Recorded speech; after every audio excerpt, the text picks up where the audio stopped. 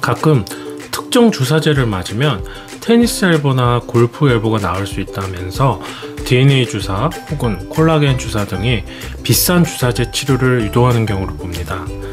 물론 이러한 주사제는 충분히 사용될 수 있으며 저 또한 사용하기도 합니다. 게다가 그 효과 또한 어느 정도 입증되어 있는 것도 사실입니다. 하지만 테니스 엘보와 골프 엘보에 있어서 정말 중요한 점은 주사제 자체가 아닙니다. 정확한 병변에 대한 평가와 진단이 그 첫 번째이며, 두 번째로는 주사 치료를 시행할 때 약물을 얼마나 정확히 병변에 전달하고 매번 조직의 회복 정도를 초음파로 확인하고 관리하느냐가 더 중요합니다. 다시 말하면 병변의 종류와 크기를 정확히 초음파로 확인하고 주사를 놓을 때에도 초음파 영상 유도하에 정확히 주사제가 주입되어야만 한다는 점입니다. 그리고 매번 내원시마다 파열되었던 힘줄의 재생 정도를 직접 영상으로 확인하고 이에 따라 재활의 강도를 특정해주는 작업이 필수적입니다.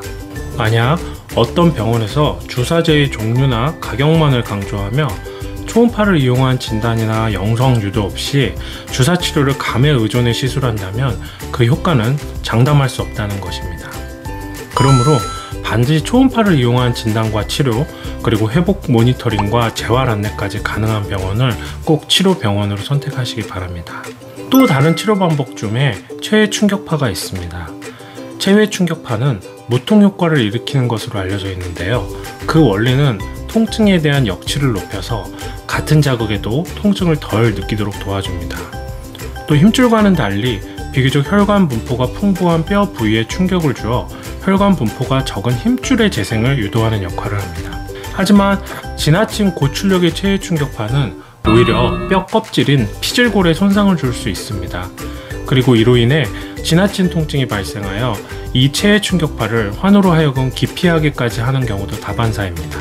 또한 정확히 병변이 타겟팅되지 않은 상태로 체외 충격파 치료를 시행하는 것은 마치 허공에 난사한 기관총처럼 결코 그 효과를 보기 어렵다고 알려져 있습니다.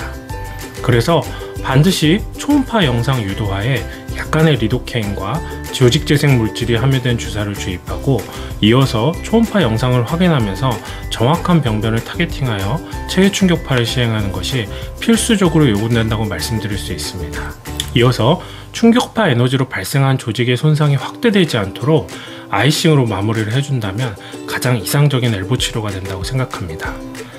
다시 한번 강조하지만 주사제의 종류가 중요한 것이 아니라 정확한 영상학적 진단과 술기, 그리고 정확한 병변에 체외 충격파 등이 시행되는 것이 더 중요하다는 점을 거듭 밝힙니다. 이상이 진료 의사에 의해서 시행되어야 하는 부분이라면 다른 한 부분은 환우 스스로 시행해야 하는 부분입니다. 그중 가장 중요하고 강조되는 것은 바로 팔꿈치 보호 스트랩을 착용하는 것입니다. 이 스트랩 착용은 그 방법과 위치, 그리고 적용 시간 등을 영상과 함께 하나씩 설명드리겠습니다. 우선 외상과 부위에 부착하여 손목을 신전하는 손목 신전 근육을 눈으로 확인합니다. 이어서 내상과 부위에 부착하여 손목을 굴곡하는 손목 굴곡 근육을 눈으로 확인합니다. 바로 이 두 가지 손목 신전 근육과 굴곡 근육을 잡아주는 보조기를 착용하기 위해서는 팔꿈치 안쪽의 주름선에 평행하게 손가락 2마디 간격을 놓아 확인한 후 이 부위에 보조기를 착용한 후 그림처럼 벨크로를 조여 압박합니다. 그림처럼 손목 신전 근육을 움직여 보아 잘 고정되었는지를 확인합니다. 착용 시간은 팔이나 손을 사용하는 시간에는 항상 착용해야 합니다. TV를 보는 등의 휴식 시에는 손목에 헐렁하게 차고 있다가 어떤 동작을 취할 때는 바로 다시 벨크로를 조여서 압박 후 팔을 사용해야 합니다. 1시간에 한 번 정도 풀어서 혈액순환이나 피부 눌림을 확인합니다. 만약 피부가 짓무르는 경우 안경 닦기나 손수건을 스트랩 내부에 설치하여서 땀을 흡수하고 압박을 줄여주는 것이 좋습니다. 잘 때는 보조기 착용을 권하지 않습니다. 보조기는 치료 시작부터 완치 판정까지 변함없이 착용해야 하는 가장 중요한 치료입니다. 가끔 근육의 위축을 염려하시는 분들이 있는데 근육 볼륨의 회복은 쉬운 반면에 힘줄 치료 중 손상은 훨씬 자주 일어나기 때문에 보조기 착용의 이득이 훨씬 큰 것으로 판단됩니다. 두 번째는 마찰 마사지라고 부르는 프릭션 마사지입니다. 이 마사지는 힘줄 섬유의 재생을 촉진한다고 알려져 있는 비용이 들지 않고 언제 어디서나 시행할 수 있는 아주 훌륭한 치료법입니다. 하지만 주의할 점이 하나 있는데요. 바로 힘줄의 주행 방향을 따라서 마찰을 해주어야 한다는 점입니다. 만일 주행 방향을 거슬러 마찰 마사지를 시행하면 오히려 힘줄 재생에 악영향을 끼칠 수 있으니 이를 꼭 명심해 시행 바랍니다. 이 마찰 마사지를 정확히 알려드리기 위해 탑팀제약학과에서 영상을 또 준비했습니다. 첫 번째는 외측 상과염 마찰 마사지 영상입니다. 그림과 같이 손등이 위로 향하도록 팔을 뻗은 후 반대편 엄지손가락으로 통증이 있는 외상과 부위를 찾습니다. 그리고 영상처럼 위아래로 30초간 약간의 압력을 주어 마사지 해주시면 됩니다. 이를 하루에 20회 이상 충분히 시행해 주시면 됩니다. 외상가에 부착하는 손목 신전 힘줄의 주행 방향은 영상에 표시된 포스트잇을 참고하시면 됩니다.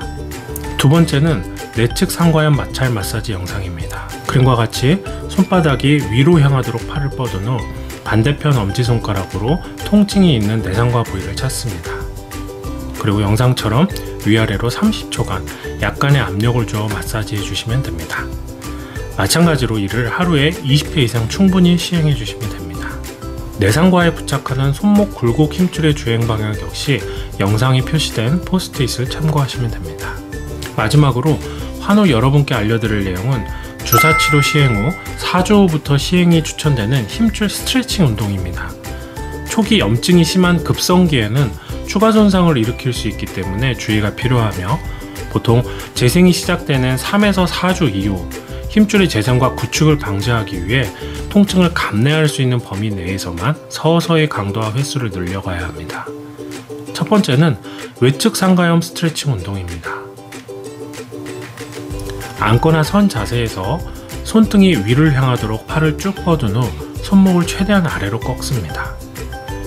숨을 내쉬며 반대편 손으로 손등을 잡고 몸 바깥쪽으로 회전력을 주어 10초간 꺾어줍니다. 이때 외상가 부위에 힘줄이 늘어나는 느낌을 확인하여야 합니다. 두 번째는 내측 상과염 스트레칭 운동 영상입니다. 앉거나 선 자세에서 손바닥이 위를 향하도록 팔을 쭉 뻗은 후 손목을 최대한 아래로 꺾습니다. 숨을 내쉬며 반대편 손으로 손바닥을 잡고 몸 안쪽으로 회전력을 주어 10초간 꺾어줍니다. 이때 내상과 부위에 힘줄이 늘어나는 느낌을 확인하여야 합니다. 앞서 설명드린 병원 치료와 함께 스트랩 착용, 마찰 마사지, 스트레칭 운동을 병행한다면 까다로운 테니스 엘보, 즉 외상가염과 골프 엘보, 즉 내상과염의 회복은 따놓은 당상일 것입니다. 이상 탑팀 두목곰 박정호 원장이었습니다. 감사합니다.